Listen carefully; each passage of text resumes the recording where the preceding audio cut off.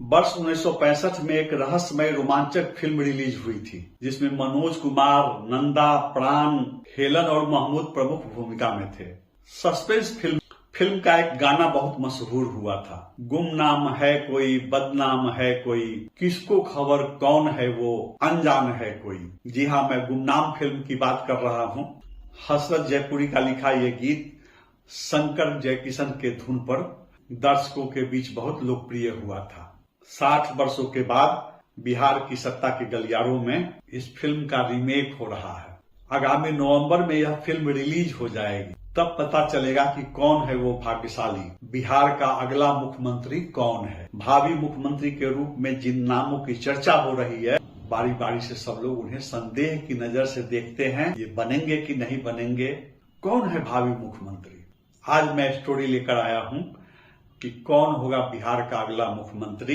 गुमनाम है कोई। क्या जो नाम आप सुन रहे हैं, जिन नामों पर आप अनुमान लगा रहे हैं, वही बिहार का मुख्यमंत्री बनेगा, या मध्य प्रदेश, राजस्थान की तरह कोई गुमनाम चेहरा आ जाएगा मुख्यमंत्री की कुर्सी पर।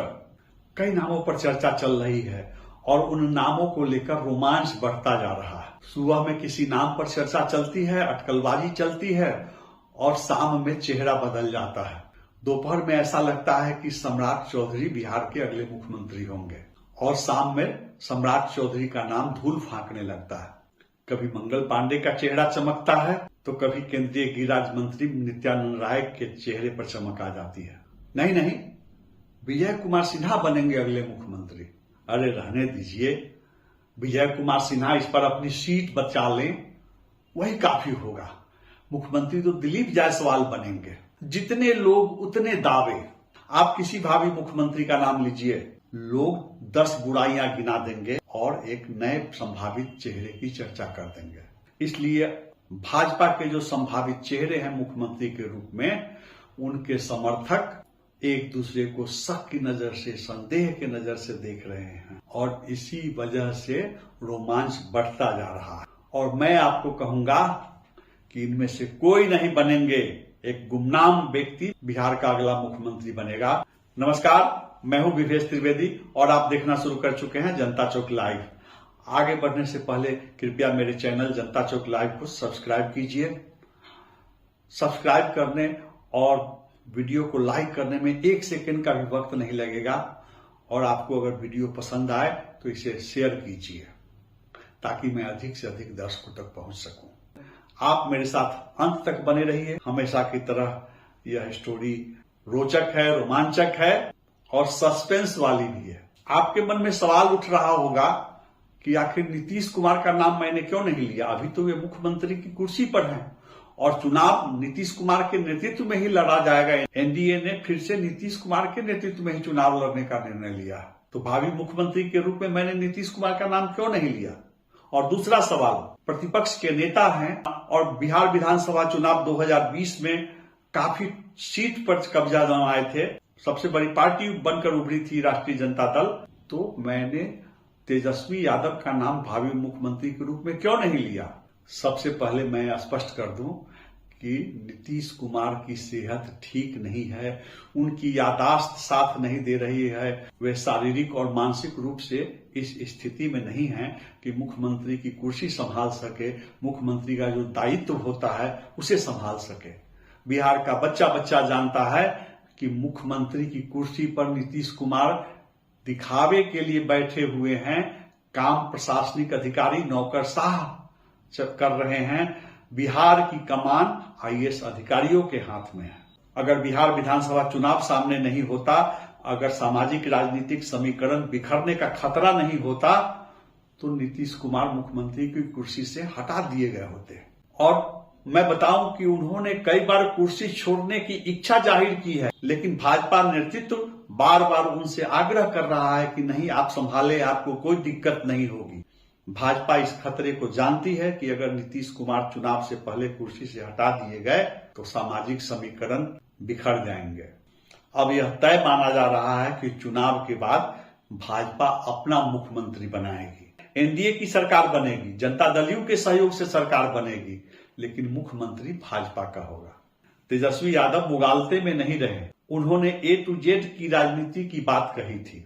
लेकिन हाल में जो राष्ट्रीय जनता दल की रणनीति सामने आई है उससे पता चलता है कि तेजस्वी यादव और उनकी पार्टी अपने ही पैरों में कुल्हाड़ी मार रही है। सबसे पहले तो यह याद कीजिए कि तेजस्वी यादव पिछली बार 75 सीट कैसे ले सके।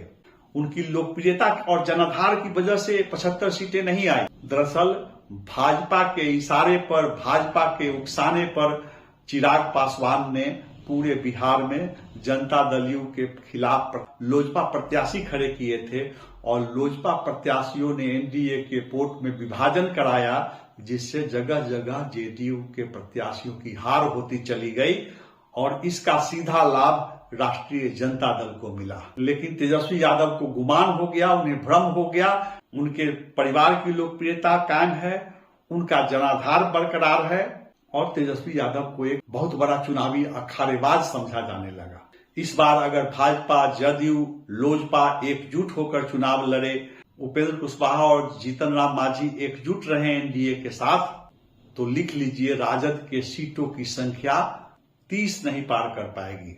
लेकिन हाँ, जो भूमिका पिछली बार लोजपा ने निभाई थी, एनडीए के वोट में विभाजन कराई थी, जिस तरह से चिराग पासवान ने जेडीयू प्रत्याशियों को हरा दिया था, अगर इस बार प्रशांत किशोर की पार्टी ने एनडीए के वोट में बिखराव कराया तो एनडीए को भी नुकसान उठाना पड़ सकता है और इसका सीधा लाभ एक बार फिर से तेजस्वी यादव को मिल सकता है।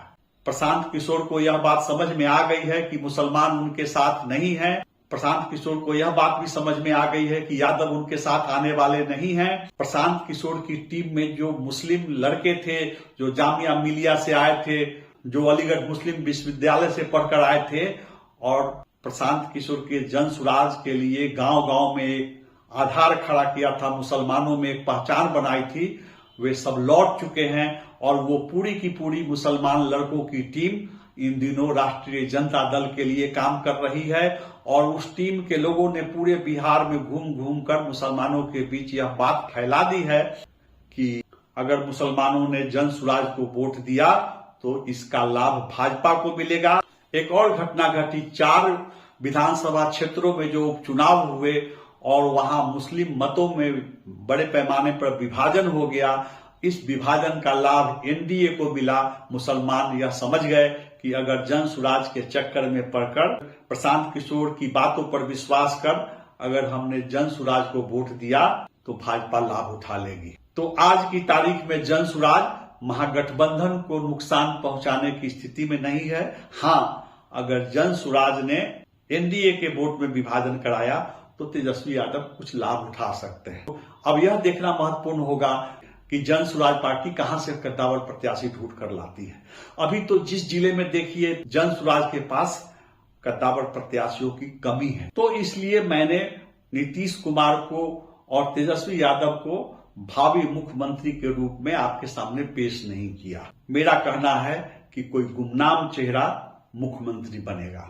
भाजपा चुनाव से पहले उस चेहरे का खुलासा नहीं करने जा रही है। हो सकता है कि अभी भाजपा उस पर सोच भी नहीं रही हो। चुनाव के बाद अचानक उस चेहरे को सामने लाया जाएगा। गुमनाम है कोई और बदनाम है कोई। बदनाम कौन है भाई? तो इन दिनों बदनाम हो रहे हैं सम्राट चौधरी, बदनाम हो रहे हैं मंगल पांडे, बदनाम हो रहे हैं दिलीप जायसवाल और बदनाम होने वाले हैं नित्यानंद राय। और बदनाम कौन कर रहा है? तो प्रशांत किशोर कर रहे हैं। प्रशांत किशोर की पार्टी जन सुराज पार्टी हर रोज भाजपा के उन चेहरों पर हमले बोल रही है जो भावी मुख्यमंत्री बताए जा रहे हैं। भाजपा चुनाव जीतने के बाद भले ही दिलीप जायसवाल को मुख्यमंत्री बनाए न बनाए, लेकिन दिलीप जायसवाल पर जिस तरह से प्रशांत किशोर ने हमला बोला है, सिख परिवार के मेडिकल कॉलेज पर कब्जा जमाने के मामले में जिस तरह से दिलीप जायसवाल की कलई खोली गई है और मंगल पांडे से दिलीप जायसवाल के रिश्ते, पैसों के लेन देन के मामले में जो पर्दाफाश किया गया है, उससे दिलीप जायसवाल का ग्राफ तेजी से गिरा। कहा तो यह भी जा रहा है कि भाजपा चुनाव से पहले दिलीप जायसवाल को प्रदेश अध्यक्ष की कुर्सी से हटा देगी क्या? लेकिन नहीं, भाजपा चुनाव से पहले ऐसी गलती नहीं करेगी।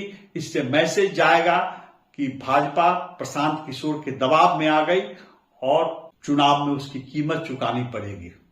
प्रशांत किशोर अभी और तेज हमले करेंगे, दिलीप जायसवाल पर भी करेंगे, मंगल पांडे पर भी करेंगे। मंगल पांडे को भी कभी कभी भावी मुख्यमंत्री के रूप में पेश किया जा रहा था, तो मंगल पांडे द्वारा फ्लैट खरीदे जाने के मामले में, राज्य सरकार द्वारा एम्बुलेंस खरीदे जाने के मामले में बार बार जिस तरह से हमला हो रहा है, प्रशांत किशोर हमला बोल रहे हैं। अब मेरा यह कहना है कि आप चुनाव जीतने के बाद जब मुख्यमंत्री के चयन की नौबत आएगी तो भाजपा मंगल पांडे और दिलीप जायसवाल जैसे चेहरों पर विचार करने से पहले 100 बार सोचेगी, हिम्मत नहीं करेगी इन चेहरों को आजमाने की।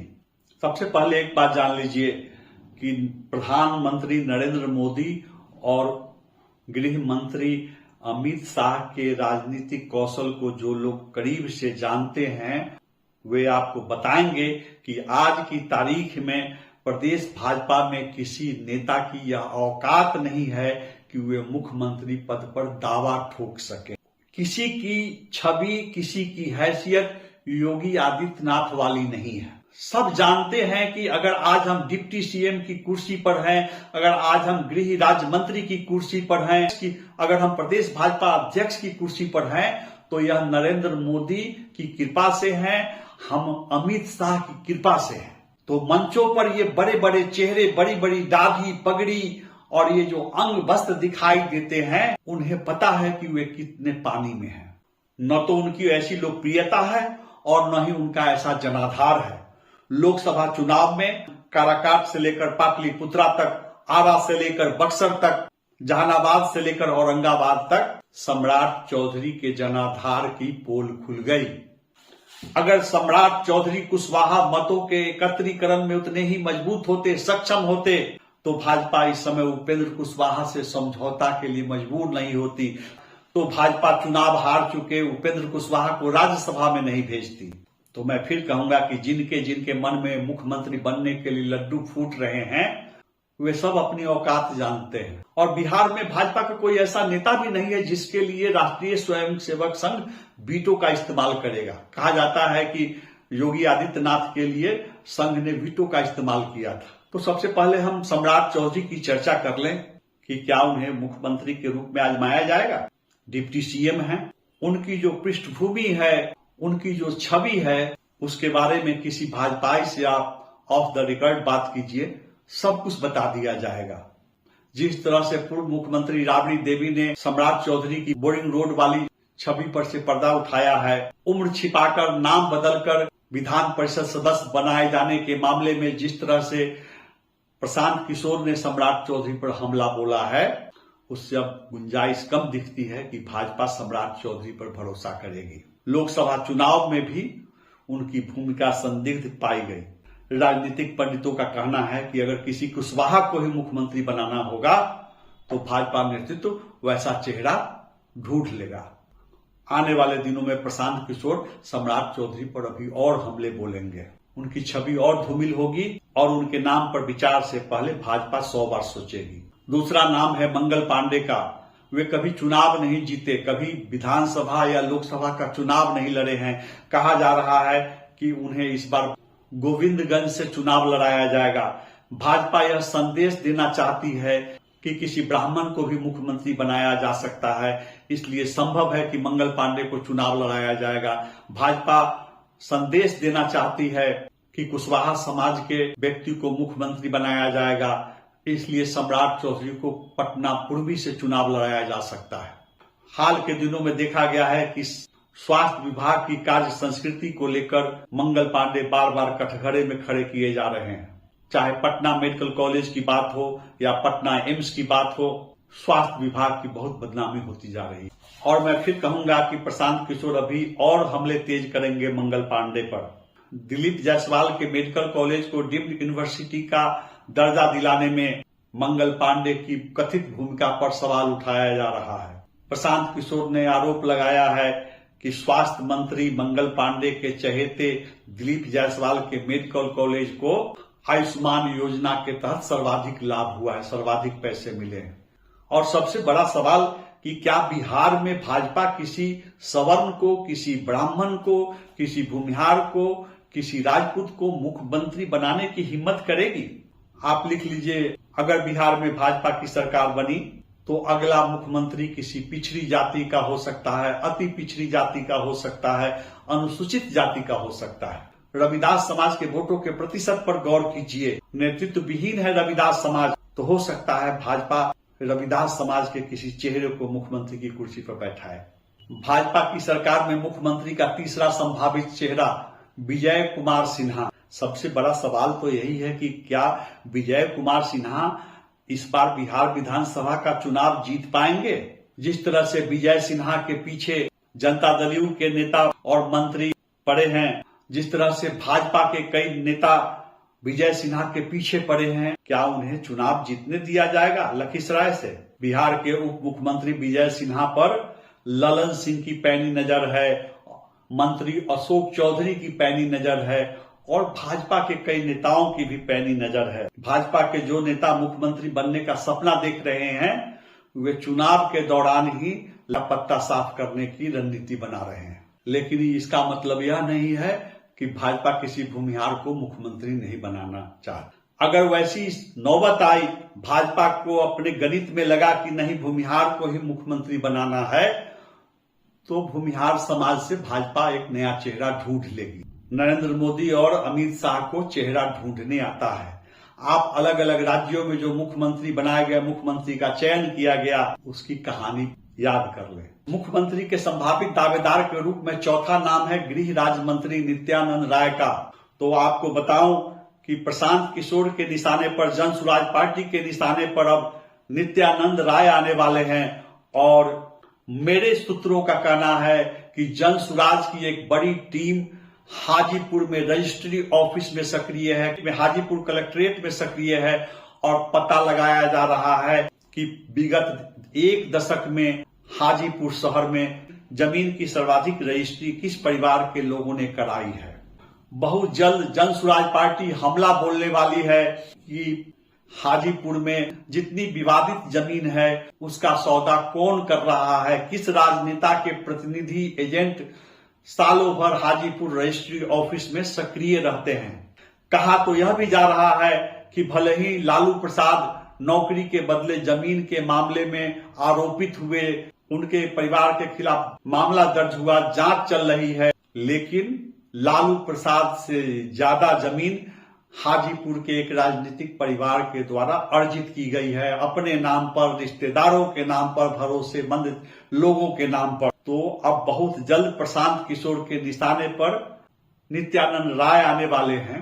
ये रणनीति है कि भाजपा में जो भी संभावित चेहरा है भावी मुख्यमंत्री के रूप में, उसे दागदार किया जाए। एक समय में भाजपा की रणनीति थी कि लालू प्रसाद से यादव समाज का नेतृत्व छीनने के लिए नित्यानंद राय को आगे किया जाए। इसीलिए नित्यानंद राय को प्रदेश भाजपा का अध्यक्ष भी बनाया गया था। इसीलिए नित्यानंद राय केंद्रीय गृह राज्य मंत्री भी हैं। लेकिन पिछले बिहार विधानसभा चुनाव में नित्यानंद राय यादव समाज को गोलबंद करने में, यादव समाज को राजद से तोड़ने में बुरी तरह विफल रहे। तो इस बात की गुंजाइश नहीं दिख रही है कि वे यादव समाज में सेंधमारी कर पाएंगे। तो मैं फिर कहूंगा कि जिन चेहरों पर हमारी नजर है उससे अलग कोई चेहरा है, गुमनाम है कोई। ये जो चेहरे दिखाई दे रहे हैं बदनाम है कोई। और भाजपा को अगर मौका मिला, सरकार बनी, तो भाजपा चौंकाने वाला चेहरा ढूंढ लाएगी। मैं यह नहीं कहता हूं कि अगले मुख्यमंत्री के चयन में संघ की कोई भूमिका नहीं होगी। हो सकता है कि साफ छवि के किसी ऐसे व्यक्ति को मुख्यमंत्री की कुर्सी पर बैठा दिया जाए जिसकी संघ वाली पृष्ठभूमि रही हो, राष्ट्रीय स्वयंसेवक संघ से जुड़े रहे हो। ऐसा हो भी सकता है, ऐसा नहीं भी हो सकता है। अंतिम नाम पूर्व केंद्रीय मंत्री राजीव प्रताप रूढ़ी। ऊर्जावान हैं, अनुभवी हैं, पूर्व प्रधानमंत्री अटल बिहारी वाजपेयी की सरकार में मंत्री थे, लेकिन कहा जाता है कि वे प्रधानमंत्री नरेंद्र मोदी के विश्वास पात्र नहीं हैं। यह भी कहा जा रहा है कि उत्तर प्रदेश के बगल में बिहार में भी राजपूत को उप मुख्यमंत्री नहीं बनाया जाएगा। मैं राजीव प्रताप रूढ़ी की छवि, योग्यता, काबिलियत पर सवाल नहीं उठा रहा हूं, लेकिन सवाल यह जरूर है कि क्या नरेंद्र मोदी और अमित शाह राजीव प्रताप रूढ़ी पर भरोसा करेंगे? क्या उत्तर प्रदेश के बगल में बिहार में भी राजपूत को मुख्यमंत्री बनाएंगे। अगला मुख्यमंत्री कौन होगा, इसका जवाब बिहार की जातीय जनगणना की जो रिपोर्ट है उसमें छिपा हुआ है। भाजपा देखेगी कि किस किस समाज के लोग हमारे साथ हैं और किस समाज को मजबूती से और जोड़ा जा सकता है। अगर हम पासवान समाज पर गौर करें, राम समाज पर गौर करें, तो दोनों को मिलाकर जो वोट प्रतिशत है वो 10 से अधिक है। पासवान समाज पर चिराग पासवान की दावेदारी है, तो हो सकता है भाजपा रविदास समाज से, राम समाज से किसी चेहरे को आजमाए, या भाजपा पासवान समाज से ही कोई नया चेहरा ढूंढ ले। भाजपा अंत तक यह सस्पेंस बरकरार रखेगी। अंत तक कुशवाहा समाज को भरोसा रहेगा कि सम्राट चौधरी को मुख्यमंत्री बनाया जा सकता है। अंत तक ब्राह्मण समाज को उम्मीद रहेगी कि मंगल पांडे मुख्यमंत्री बनाए जा सकते हैं। भाजपा के कुछ प्रयोग धराशायी भी हो चुके हैं। भूपेंद्र यादव ने बिहार में नित्यानंद राय का कार्ड खेला था, लेकिन वह कार्ड विफल रहा। प्रेम कुमार को बिहार विधानसभा में विपक्ष का नेता बनाया गया था, लेकिन वे भी कुछ खास नहीं कर पाए। तारकिशोर रेणु देवी को उप मुख्यमंत्री बनाया गया, लेकिन दोनों कुछ खास नहीं कर पाए। तो अगला मुख्यमंत्री का नाम चौंकाएगा। अभी वो नाम गुमनाम है। चुनाव तक जिन चेहरों की मैंने चर्चा की है, ये एक दूसरे के पीछे पड़े रहेंगे, ये एक दूसरे पर संदेह की नजर से देखेंगे, ये एक दूसरों के समर्थकों के टिकट कटवाने की कोशिश में रहेंगे। और जिस तरह से काराकाट में एनडीए प्रत्याशी के खिलाफ साजिश रची गई, जिस तरह से आरा में आरके सिंह साजिश के शिकार हुए, उसी तरह आगामी बिहार विधानसभा चुनाव में इन नेताओं के खिलाफ अगर साजिश होती है, भीतरघात होता है, तो इसमें आश्चर्य की कोई बात नहीं होगी। ये जो चेहरे हैं, इनके समर्थक एक दूसरे की टांग खिंचाई करेंगे, एक दूसरे के खिलाफ साजिश रचेंगे। तो चुनाव तक इन नामों को लेकर रोमांच बना रहेगा, रहस्य बना रहेगा। कोई मुगालते में नहीं रहे कि यही लोग मुख्यमंत्री बनने जा रहे हैं। अगर यह वीडियो आपको पसंद आया है तो इसे शेयर कीजिए। मेरे चैनल जनता चौक लाइव को सब्सक्राइब कीजिए और वीडियो को लाइक कीजिए, ताकि मैं अधिक से अधिक दर्शकों तक पहुंच सकूं। नमस्कार।